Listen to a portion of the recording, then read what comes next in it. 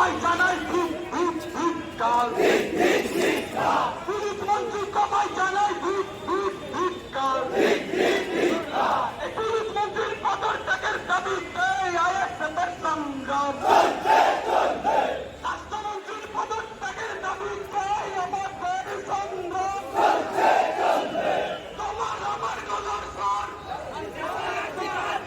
তোমার আমার গলার স্বর, কলকাতায় আমার স্বর, শিয়ালদায় আমার স্বর,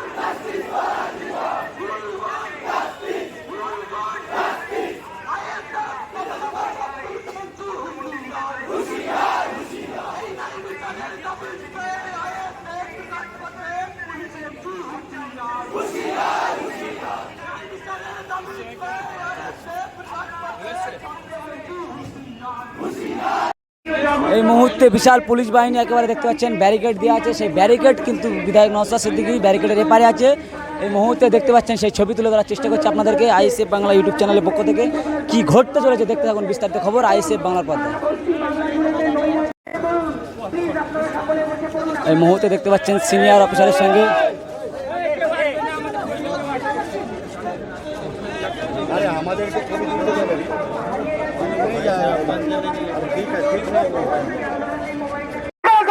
জানেন তো আপনারা, বলা হচ্ছে মিডিয়া বন্ধু ছাড়া যারা আছেন তাদের সমর্থক কর্মী সমর্থক যারা এসেছেন ভাল বলছি আপনারা বসুন, শৃঙ্খলা করবেন না।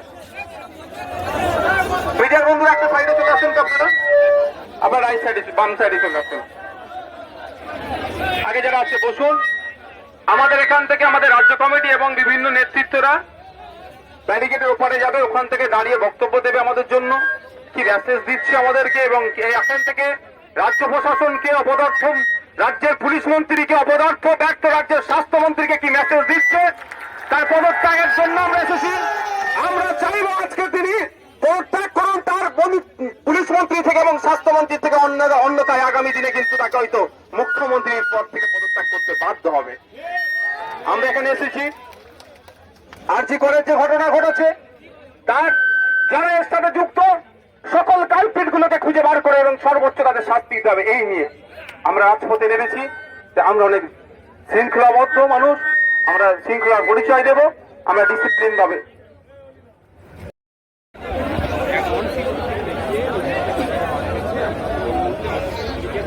রাজ্য কমিটির পক্ষ থেকে যে ঘোষণা দিয়েছে আমরা সেই ঘোষণার বাইরে যাব না কেউ, কারণ আমরা এখানে আপনারা দেখেছেন দীর্ঘ আমরা প্রায় 2 ঘন্টা ধরে মিছিল করলাম এবং বৃষ্টিতে ভিজে সকলেই আছে। আমরা বেশি সময় দেবো না, আজকে স্বল্প সময় এখান থেকে বার্তা দিয়ে যাবো।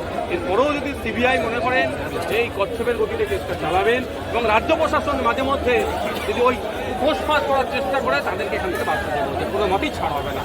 ঘোষপাস করলে কার্বনিক অ্যাসিড যেমন রেডি আছে, আর সিবিআইয়ের প্রয়োজনে আমরা কিন্তু সিবিআই দপ্তর আমাদের কি অবস্থা হবে, কারণ আমরা দেখছি এত বিরক্তিকর হয়ে গেল 100 ঘন্টার অধিক সন্দীপ ঘোষ থেকে জামায়াতও হচ্ছে নাকি, সকালে যাচ্ছে সন্ধ্যায় আসছে মাইন্ড চাকরি করছে নাকি, এখনো করতে পারলো না।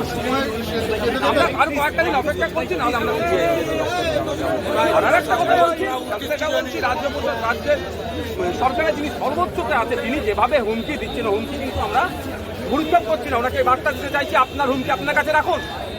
যদি একটা কোনো জুনিয়র ডাক্তারের নামে এফআইআর হয়, বাংলাদেশ গণতান্ত্রিক প্রক্রিয়ায় কিভাবে জবাব দিতে হবে দেখিয়ে দেবো। কারণ এতদিন যে আন্দোলন চলছে, আজকের আন্দোলনটাও কিন্তু কোনো রকম ভাবে কাউকে গদি থেকে নামানো বা আগে গদিতে বসানোর আন্দোলন নয়।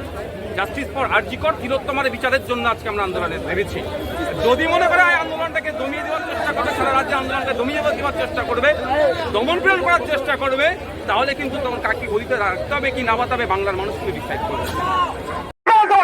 জানেন তো আপনারা, বলা হচ্ছে মিডিয়া বন্ধু ছাড়া যারা আছেন তাদের সমর্থক কর্মী সমর্থক যারা এসেছেন ভাল বলছি আপনারা বসুন,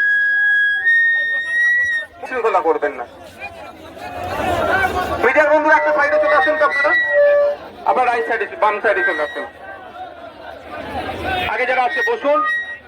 আমাদের এখান থেকে আমাদের রাজ্য কমিটি এবং বিভিন্ন নেতৃত্বরা ব্যারিকেডের ওপারে যাবে, ওখান থেকে দাঁড়িয়ে বক্তব্য দেবে আমাদের জন্য, কি মেসেজ দিচ্ছে আমাদেরকে, এবং এখান থেকে রাজ্য প্রশাসনকে অপদার্থ, রাজ্যের পুলিশ মন্ত্রীকে অপদার্থ ব্যর্থ রাজ্যের স্বাস্থ্যমন্ত্রীকে কি মেসেজ দিচ্ছে তার পদত্যাগের জন্য আমরা এসেছি।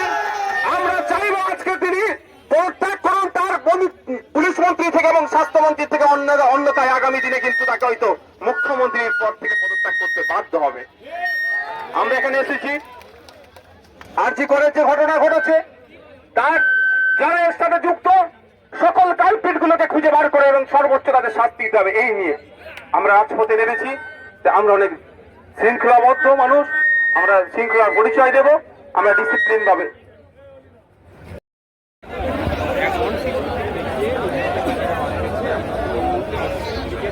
রাজ্য কমিটির পক্ষ থেকে যে ঘোষণা দিয়েছে আমরা সেই ঘোষণার বাইরে যাব না কেউ, কারণ আমরা এখানে